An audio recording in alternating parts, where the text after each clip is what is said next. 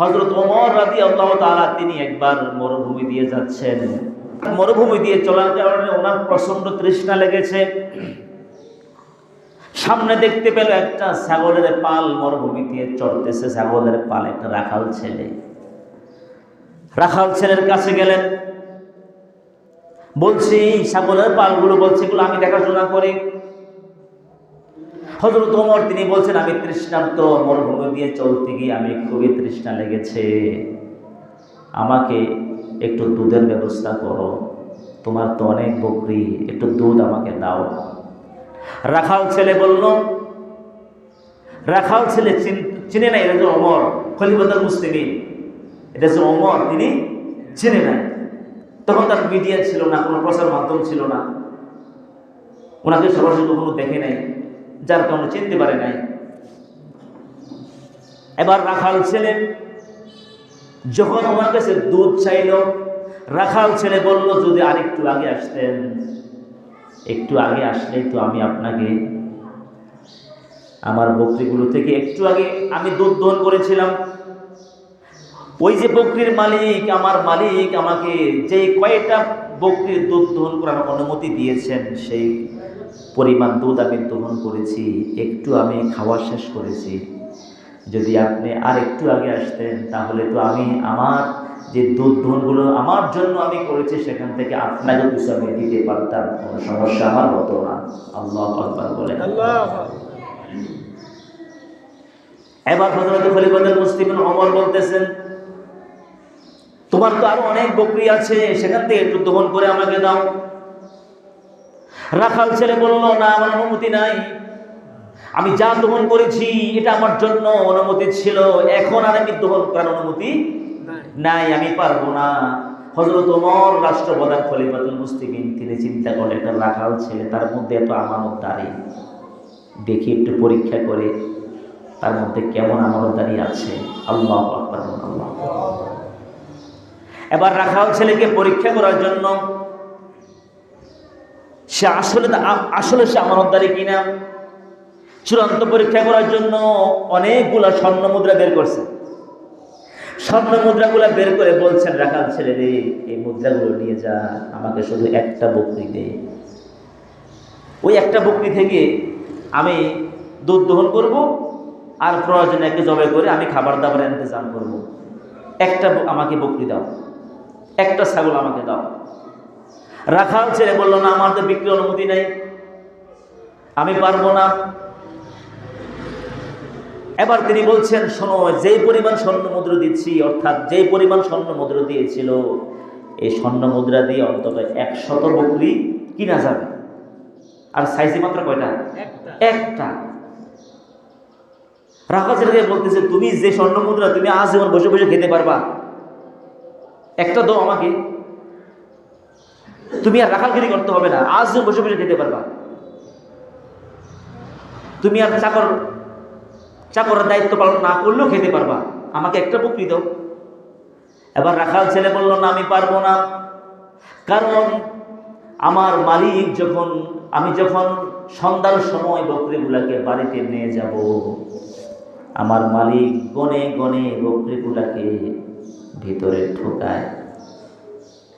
আপনাদের বলতেছেন একটা বকরি বললে মালিক টের পাবে না, আমার মালিক কিন্তু গনে গনে ঢোকায়। এবার সেই পথিক হযরত ওমর বলতেছেন, তিনি কিন্তু ওমরকে চেনেন নাই, কথোপকথন হচ্ছে। হযরত ওমর বলতেছেন, তাহলে শোনো, আমি তোমার একটা গল্প শিখিয়ে দিই, এই গল্পটা তোমার মালিককে বলবা, তোমার মালিক তোমাকে বিশ্বাস করবে। বলেন, কি গল্প? তুমি বলবা, আমি যখন এই বকরির পাল নিয়ে যখন আমি চারণভূমিতে ছিলাম, হঠাৎ করে একটা নেকড়ে বাঘ থেকে আসলো, এসে একটা বকরি নিয়ে গেল, এই জন্য একটা বকরি কম হয়েছে। এবার চাকর বলতেছে, রাখাল ছেলে বলতেছে, ঠিক আছে, এটা আমি বলতে পারবো, হ্যাঁ, আমার মালিক আমার প্রতি এতটুকু বিশ্বাস আছে, আমি যদি বলি একটা বকরি, নেকড়ে বাঘ এসে একটা বকরি নিয়ে গেছে, খেয়ে ফেলছে, আমি এই গল্পটা বললে আমার মালিক অবশ্যই আমাকে বিশ্বাস করবে। আল্লাহু আকবার। আমার মালিক অবশ্যই বিশ্বাস করবে। আপনি তো একটা সুন্দর গল্প শিখিয়ে দিয়েছেন, চমৎকার গল্প আমাকে শিখিয়েছেন, তবে হ্যাঁ আমার আরেকটা মালিক আছে আকাশে, দুনিয়ার মালিক আমার শ্রেষ্ঠ, আরেকটা মালিক আমার আকাশে আছে, সেই মালিকের নাম কি বলেন? আল্লাহ। সকলে জবানটা খুলে বলেন না আল্লাহ। আল্লাহ আরেকজন মালিক আমার আকাশে আছে। ও পথিক, আপনি তো আমাকে সুন্দর গল্প শিখিয়েছেন, দুনিয়ার মালিক আমার গল্পটা বিশ্বাস করবে, আরেকটা গল্প আমাকে শিখিয়ে দেন, আরেকটা গল্প আমাকে শিখিয়ে দেন যেই গল্পটা আকাশের মালিক বিশ্বাস করবে। আল্লাহু আকবার বলেন। আল্লাহ। আরেকটা গল্প আমাকে শিখিয়ে দেন যে গল্পটা আকাশের মালিক বিশ্বাস করবে। আমার ভাইয়েরা, যখন বলছে আরেকটা গল্প শিখিয়ে দেন, হযরত ওমর বলতেছেন, রাখাল ছেলের হাত ধরে বলতেছেন তুই আমার সাথে আয়, আর রাখালগিরির প্রয়োজন নাই, বকরিগুলোকে নিয়ে মালিককে দিয়ে দিলেন। বলছে তুই রাখালগিরির দরকার নাই, তোকে আমি আমার দেশের অর্থনীতির দায়িত্ব তোমাকে দিয়ে দেব। আল্লাহু আকবার। বাইতুল মালের সম্পাদক তোকে আমি বানাবো। সে হয়ে গেল দেশের অর্থমন্ত্রী। সুবহানাল্লাহ বলতেন না? সুবহানাল্লাহ বলতেন না? এই যে দেশের অর্থমন্ত্রী হয়েছেন, তার চেহারা দেখছেন, স্বাস্থ্য দেখছেন, বলেন দেখি কি দেখছেন? তাকওয়া। একটু জবানটা খুলে বলেন না, কি দেখছেন? তাকওয়া, আল্লাহর ভয়। আমার ভাইয়েরা, যদি আমাদের দেশের মন্ত্রীগুলো এমন আল্লাহকে ভয় করত, সোনার বাংলা হইতো। কথা কোন ঠিক কিনা? খলিফাতুল মুসলিমিন হযরত ওমর রাখাল ছেলেটাকে অর্থমন্ত্রী বানাইয়া দিলেন। কেমন অর্থমন্ত্রী, মনোযোগ দিয়ে শুনেন। একবার হযরত ওমর একটা মাসিক ভাতা পেতেন, রাষ্ট্র পরিচালনার কারণে একটা মাসিক ভাতা পেতেন। এই ভাতাটা দিয়ে এই দিক দিয়া একটু কেনাকাটা, ঈদের মৌসুম খরচা একটু বেশি লাগবে। দেখেন, যে অর্থমন্ত্রীকে নিজে অর্থমন্ত্রী দায়িত্ব দিয়েছেন, ওনার কাছে একটু অতিরিক্ত 1 মাসের অগ্রিম ভাতা চাইছে। কি চাইতে পারে না? এরকম চায় না? আপনাদের অধীনস্থ চাকরি করে, কাজ করে, বলছে স্যার আমাকে একটু যদি 1 মাসের অগ্রিম আমাকে দিয়ে দেন, আমার একটু উপকার হবে। এরকম হয় না? হয় না? তো যে অর্থমন্ত্রীকে, সে তো রাখালগিরি করতো, রাখাল ছিল, আর ধরো চাকর ছিল, কোনো দামই ছিল না। ওই চাকরের দায়িত্ব থেকে, রাখাল থেকে লোকটাকে টেনে এনে হযরত ওমর অর্থমন্ত্রী বানাইছেন। তার সম্মান কি বাড়ছে না কমছে? সারা দেশে পরিচিত হয়ে গেছে। এখন যিনি এই দায়িত্বটাতে এনেছেন, তিনি কি হযরত ওমর রাদিয়াল্লাহু আনহু। তিনি চাইছেন ওনার কাছে যে আমি তোমার অর্থমন্ত্রী বানাইছি, আসলে আমি একটু সমস্যা আছি। দেখেন, রাষ্ট্রপ্রধান, দেশের সরকার হযরত ওমর, অর্ধেকটা পৃথিবীর প্রেসিডেন্ট, অতিরিক্ত টাকা পয়সা হাতে নাই। আল্লাহু আকবার বলতেন, আল্লাহু আকবার বলতেন না? গতকাল দেখলাম এক ছেলে অল্প বয়সে এমপি হয়ে গেছে গাজীপুরে। সালাউদ্দিন বলতেছে, দেখেন আমি খালি হাতে কিন্তু আপনাদের কাছে এমপি হয়েছি, আমি যখন বিদায় হব আবার খালি হাতে বিদায় হব। আল্লাহু আকবার। আমার কাছে অতিরিক্ত টাকা আসবে না, আমার যা হালাল ভাবে যা তাই, অতিরিক্ত 1 টাকাও আসবে না। আল্লাহ তাকে হযরত ওমরের মতো কবুল করুক। আমিন। আমিন বলে আমিন। আল্লাহ পাক তাকে ওমরের অর্থমন্ত্রীর মতো তাকে কবুল করুক। আমিন বলে আমিন। আলহামদুলিল্লাহ, ইদানিং অনেকগুলো এমপি এই ঘোষণা দিয়েছেন। আলহামদুলিল্লাহ বলবেন না? যে আমরা দুর্নীতি করব না, দুর্নীতিকে আমরা সুযোগ দেব না। আল্লাহ যেন বাংলাদেশটাকে সোনার বাংলা গড়ার তৌফিক দান করেন। আমিন। আমার ভাইয়েরা, হযরত ওমর বললেন, তোমাকে তো আমি অর্থমন্ত্রী বানাইছি, আমার অগ্রিম 1 মাসের ভাত আমাকে দিবা। এবার অর্থমন্ত্রী বলতেছেন যাব না। অর্থমন্ত্রী বলতেছেন, আমিরুল মুমিনিন, হ্যাঁ আমি আপনাকে দেব, অসুবিধা নেই, তবে আপনি আমাকে একটা লিখিত দেওয়া লাগবে। কি দেওয়া লাগবে? লিখিত দেওয়া লাগবে। কি দেওয়া লাগবে? লিখিত। কেন লিখিত? লিখিত ছাড়া তো লেনদেন করাটা কিনা ঠিক না। পরে যদি অস্বীকার করে, বুঝা গেল লেনদেন লিখিত করা এটা সুন্নাহ। কথা বুঝাচ্ছি কিনা? আল্লাহর বিধান। আল্লাহ তাআলা কোরআনে বলেছেন, যখন তোমরা পরস্পর লেনদেন করবে এটাকে লিখে রাখো। অর্থমন্ত্রী বললেন, হ্যাঁ আমি আপনাকে অগ্রিম 1 মাসের ভাতা দেব, অসুবিধা নেই, তবে আপনাকে লিখিত দেওয়া লাগবে। বলে হ্যাঁ, কি লিখিত দিতাম, কি লিখিত দিতাম? বলে কি লিখিত দিব বলো। এবার অর্থমন্ত্রী বললেন, ওমর খলিফাতুল মুসলিমিন, আপনি যে আগামী 1 মাস দুনিয়াতে বেঁচে থাকবেন, হায়াত পাইবেন, এর নিশ্চয়তা গ্যারান্টি আমাকে লিখিত দেওয়া লাগবে। আল্লাহু আকবার। কি বুঝেছেন? যাকে অর্থমন্ত্রী বানাইলো হযরত ওমর, রাখাল থেকে ধরে আনলো, উনি বলতেছে আপনাকে আমি 1 মাসের অগ্রিম ভাতা দিতে হলে আপনি যে আগে 1 মাস বাঁচবেন, লিখিত দেওয়া লাগবে। দ্বিতীয় শর্ত হচ্ছে, আরেকটি লেখা লাগবে, আগামী 1 মাস অথবা আপনি বেঁচে থাকলে ঠিক আছে, দেশবাসী যে আপনাকে রাষ্ট্রপ্রধান হিসেবে জায়গায় রাখবে, বহাল রাখবে, এটাও নিশ্চয়তা দেওয়া লাগবে। আল্লাহু আকবার বলবেন না? আল্লাহু আকবার বলবেন না? যদি এমন অর্থমন্ত্রী হয় তাহলে দেশ কি উন্নত হবে না? হবে না? হবে না? এখন দেখা যায় এমন গভর্নর বানাইলাম, শত শত কোটি টাকা এসে তার কাছে দেশে পাওনা আছে, যার কাছে শত শত কোটি টাকা গভর্নরের কাছে দেশে ঋণ খেলাপি, তার কাছে পাওনা আছে। তো গভর্নর হওয়ার পরে তো চুরি তো আগেও তো তার কাছে দেশের রাষ্ট্রীয় সম্পদ তার কাছে পাওনা, তো গভর্নর হওয়ার পরে কম করবে নাকি? সে তো আগেও তো পাপ করে গেছে, আগেই তো কি, সে তো এখনই পাপ, কারণ তার কাছে রাষ্ট্র সম্পদ পাওনা আছে, শত শত কোটি তার কাছে পাওনা আছে। যার কাছে পাওনা আছে তারা আবার দায়িত্ব দিলে দেখি হলো নাকি? প্রিয় ভাইয়েরা, আমাদেরকে শিক্ষা নিতে হবে সাহাবা কেরামদের জীবনের তাকওয়াগুলো থেকে। ঠিক কিনা কথা? ঠিক কিনা কথা? হযরত ওমর তিনি কান্না শুরু করছেন, অর্থমন্ত্রীর কথা শুনে কান্না শুরু করেছেন। তিনি বলছেন, না, আমি লিখে দিতে পারবো না, এই সুযোগ তো আমার নাই, আগামী 1 মাস যে বাঁচবো এই নিশ্চয়তা আমার নাই, আর আমাকে যে খলিফাতুল মুসলিমিন রাষ্ট্রপ্রধান হিসাবে আগামী মাসও বহাল রাখবেন, ওই নিশ্চয়তা তো আমার তো যে কোনো ভাবে যে কোনো সময় তো আমি আমার ক্ষমতা দেখে হুজুর খেয়ে পড়ে যেতে পারি, আমাকে দেশবাসীর ক্ষমতা নাও রাখতে পারে। আল্লাহু আকবার, আল্লাহু আকবার বলেন। কি তাকওয়া ছিলেন, বলছেন আমি পারবো না। সুবহানাল্লাহ, সুবহানাল্লাহ। হযরত ওমর, ওনার জীবনীতে আরো পাওয়া যায়, ওনার স্ত্রী একটা সুস্বাদু খাবার পাক করেছে, হযরত ওমর সেই খাবারটা পছন্দ করেন। সুস্বাদু খাবার, পায়েস জাতীয়, সারির জাতীয় একটা সুস্বাদু খাবার পাক করেছে। এটার জন্য অধিক দুধ লাগে, অনেক কিছু লাগে এটা তৈরি করতে। এই সুস্বাদু খাবারটা উনি খেয়ে তৃপ্তি হয়েছেন। স্ত্রীকে জিজ্ঞাসা করলো, তুমি আমার পছন্দের খাবারটা খাইছো, এই আমি তো যে বেতন ভাতা পেয়েছি এটা দিয়ে তো এই অতিরিক্ত এই খরচটা করা সম্ভব না, তুমি কিভাবে এটা করলে? সুবহানাল্লাহ বলতেন না? দেখেন, খুঁজ দিতেছে, আমি যে পরিমাণ ভাতা পাই আর ফ্যামিলিতে যে খরচটা করি, এর চাইতে অতিরিক্ত এই খরচটা কিভাবে করলে? জিজ্ঞেস করছে কাকে? স্ত্রীকে। আমরা তো খানা পাইলে পাইছি, বাস মজা করে খাই পেয়েছি, আর পিছনের দিকে তাকাই না। না, এটা করা যাবে না, এটা হালাল কি হারাম এটাকে আমাকে কি করতে হবে? যাচাই করতে হবে। আমরা করছি না, খাবার হইলেই হয়, সুবিধা হইলেই হয়, হালাল না হারাম দরকার নাই। আমার ভাইয়েরা,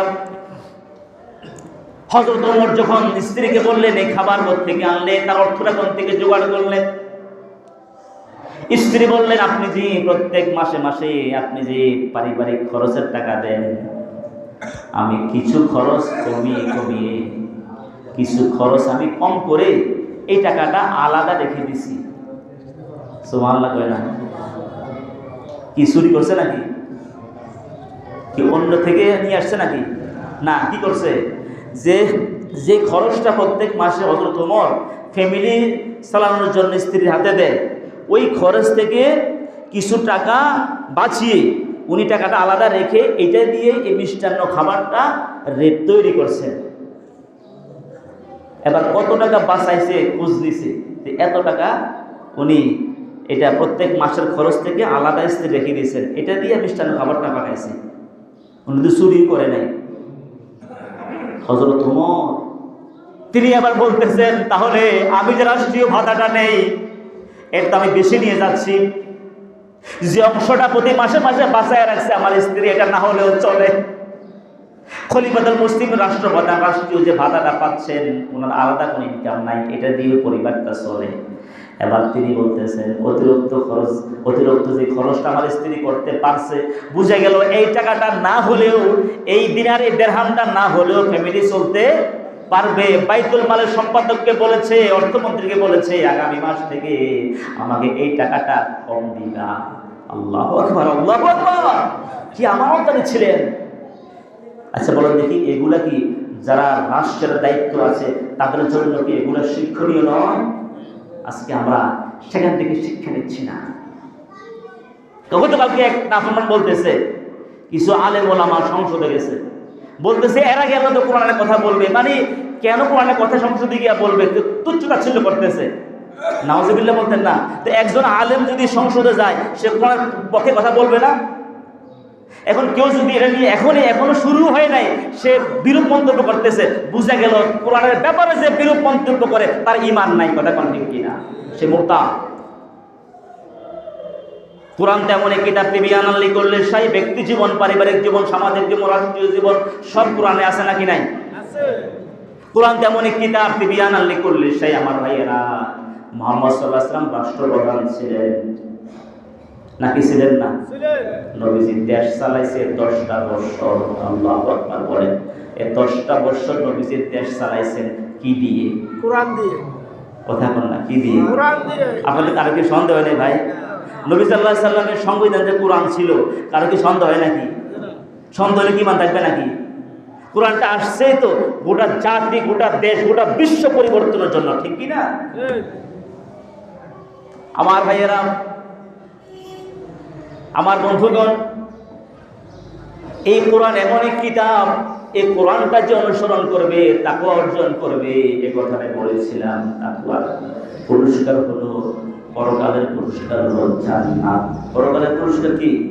যাদের মধ্যে তাকওয়া থাকবে, আল্লাহর ভয় থাকবে, হালাল হারাম তামিজ করে চলবে, হালালটা গ্রহণ করবে, হারামটা পরিত্যাগ করবে। তার জীবনের প্রতিটি মুহূর্ত 24 ঘন্টা সারা জনম সে টার্গেট নিবে, আমার জন্য হালাল কিনা এটা গ্রহণ করব, হারাম হলে যত সুবিধা হোক আমার দরকার নাই, ঠিক কিনা কথা? যেই কোনো বিষয় হোক না কেন, আপনি দেখবেন কোরআন সমর্থন করে কিনা। যদি কোরআন সমর্থন করে মেনে নেব, আর কোরআন সমর্থন করে না, নবীর সুন্নাহ সমর্থন করে না, সেটাকে আমি পরিত্যাগ করব। তার জন্য সেই তাকওয়াবান, আর তার জন্য আল্লাহ তাআলা শ্রেষ্ঠ পুরস্কার রেখেছেন জান্নাত। আল্লাহু আকবার, আল্লাহু আকবার। আর দুনিয়ার ব্যক্তি জীবনের পুরস্কার, দুনিয়াতে কয়টা পুরস্কার বলছিলাম? পরকালে হলো জান্নাত, আর দুনিয়াতে পুরস্কার কয় রকম? 2 রকম। একটা হলো ব্যক্তি জীবনের পুরস্কার, তাকওয়া ব্যক্তির জীবন গড়লে, তাকওয়া ব্যক্তি চললে আল্লাহ তার মধ্যে পেরেশানি, হতাশাগ্রস্ত, দুর্দশাগ্রস্ত কিছুই রাখে না, তার পথ আল্লাহ সহজ করে দেন। ইনকাম কম হইতে পারে, আরামে ঘুম হয়। সুবহানাল্লাহ বলেন না? আয় রোজগার কম, শান্তিতে আছে। দেখবেন কোটি কোটি টাকার মালিক, ঠিক মতো ঘুম হয় না, পেরেশানি, চিন্তিত, কি আছে নাকি নাই? তো শান্তি কি? একজনে একবার দেখলাম, মানে সে খুব আরামে আছে, তো হুজুর ঘুম হয় না, ঘুম হয় না, মানে অনেক সম্পদের মালিক তো টেনশনে, বিভিন্ন কারণে। আর কথা মনে রাখবেন, যাদের সম্পদের মধ্যে হারাম আছে এদের টেনশন বেশি। কি বলছি বলেন? যাদের সম্পদের মধ্যে হারাম আছে এদের বিপদ কি বেশি, পেরেশানি বেশি। যাদের সম্পদের মধ্যে হারাম নাই, হযরত ওসমান ধনী ছিলেন না? ধনী নামে তো গনি, গনি মানে ধনী, পেরেশানি ছিলেন না। কেন? ওনার সম্পদের মধ্যে কি নাই? হারাম নাই। যাকাত দিয়ে দিছে, যাকাত দিয়ে দিত, হারাম নাই, এই জন্য আল্লাহ বরকত দিছে। সুবহানাল্লাহ বলেন না? আর যখন হারাম থাকে, অবৈধ থাকবে, দেখবেন তার আল্লাহ পেরেশানি বাড়াইয়ে দেয়, দুশ্চিন্তার মধ্যে ঢুকিয়ে দেয়, বিপদ মুসিবত ঢুকিয়ে দেয়। আমরা ইনশাল্লাহ তাকওয়া ব্যক্তির জীবনটা গড়ার চেষ্টা করবো। ইনশাল্লাহ বলেন না? ইনশাল্লাহ বলেন না? তাকওয়া ব্যক্তি চললে দুনিয়ার ব্যক্তিগত জীবনটা শান্তিময় হয়ে যাবে, এটা ব্যক্তিগত উপকার। আর সামাজিক রাষ্ট্রীয় উপকার হচ্ছে যে সমাজটা, যে দেশটা তাকওয়া ভিত্তিক চলবে, ওয়ালাউ আন্না আহলাল কুরা আমানু ওয়াত্তাকাউ লাফাতাহনা আলাইহিম বারাকাতিম মিনাস সামাই ওয়াল আরদ। যেই সমাজ, যে দেশ আল্লাহর বিধান দিয়ে চলবে, তাকওয়া ভিত্তিক চলবে, আল্লাহ তাআলা সেই দেশের মধ্যে, সেই সমাজের মধ্যে আকাশের বরকত, জমিনের বরকত, সকল নিয়ামতগুলো আল্লাহ ঢেলে দিবেন। সুবহানাল্লাহ বলেন, সুবহানাল্লাহ বলেন। এই ঘোষণা কার? আল্লাহ তাআলা যেন আমাদেরকে ব্যক্তি জীবনেও তাকওয়া মানার তৌফিক দান করেন, এবং আমরা যে যেখানে দায়িত্বে আছি, আমার সব জায়গাতে যেন আমরা আল্লাহর বিধিবিধান মেনে চলতে পারি, তাকওয়া ভিত্তিক চলতে পারি, রাষ্ট্রীয়ভাবে যেন আমরা তাকওয়া ভিত্তিক চলতে পারি। আল্লাহ যেন সেই সুযোগ করে দেয়। আমরা বলি আমিন।